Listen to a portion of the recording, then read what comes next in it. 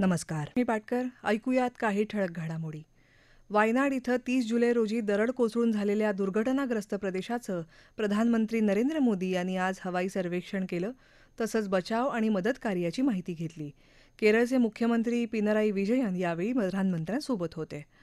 सरकार बँकिंग क्षेत्रात बहुप्रतीक्षित सुधारणा राबवत असल्याचं केंद्रीय अर्थमंत्री निर्मला सीतारामन यांनी म्हटलं आहे.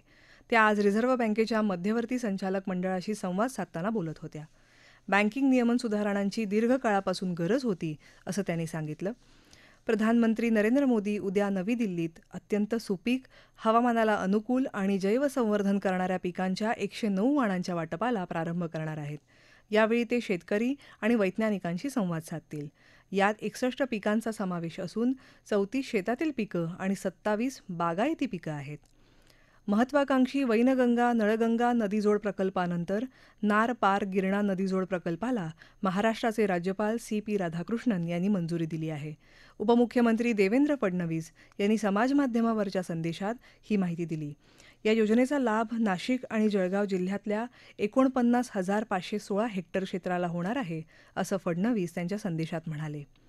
प्रसार भारतीचे अध्यक्ष नवनीत कुमार सहगल यांनी 2 दिवसांच्या मुंबई दौऱ्यादरम्यान आज आकाशवाणी मुंबई केंद्राला भेट दिली आणि सर्व विभागांच्या कामांचा आढावा घेतला. युवा आणि महिला केंद्रित कार्यक्रमांवर अधिक भर द्यावा, असा सल्ला त्यांनी दिला. ज्येष्ठ मराठी अभिनेते विजय कदम यांचं आज दीर्घ आजारानं निधन झालं. ते 67 वर्षांचे होते. काही काळापूर्वी त्यांना कर्करोगाचं निदान झालं होतं. मराठी नाटक, चित्रपट आणि मालिकांमध्ये त्यांनी विविध भूमिका केल्या. 1980 आणि 90च्या दशकात त्यांनी रंगभूमीवर केलेल्या विनोदी भूमिका प्रचंड गाजल्या. मुख्यमंत्री एकनाथ शिंदे, उपमुख्यमंत्री देवेंद्र फडणवीस आणि अजित पवार यांनी विजय कदम यांना समाजमाध्यमावरच्या संदेशातून आदरांजली वाहिली आहे. येत्या 2 दिवसात मुंबई शहर आणि उपनगरात मध्यम पाऊस, तर उत्तर कोकणातल्या जिल्ह्यांमध्ये तुरळक ठिकाणी विजांचा कडकडाट आणि वादळ तसंच सोसाट्याच्या वाऱ्यासह मुसळधार पाऊस पडण्याची शक्यता आहे.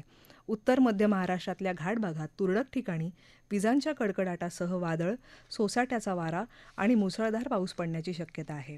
दक्षिण मध्य महाराष्ट्रातल्या घाट भागात तुरळक ठिकाणी मुसळधार पाऊस पडेल, अशी शक्यता कुलाबा वेधशाळेनं वर्तवली आहे. याबरोबरच हे बातमीपत्र संपलं. नमस्कार.